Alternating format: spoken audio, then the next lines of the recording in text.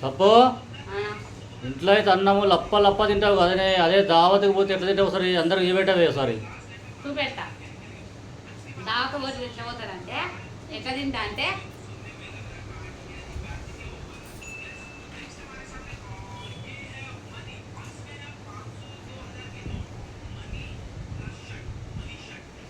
ఎట్లా తింటాం. నేనే కాదు, బయట అందరు ఆడోళ్ళు అట్లనే తింటారు. బయటికి పోతే ఏదో అట్లా కొంచెం కొంచెం అనుకుంటా ఇట్లా తింటారు అనమాట నాలాగా.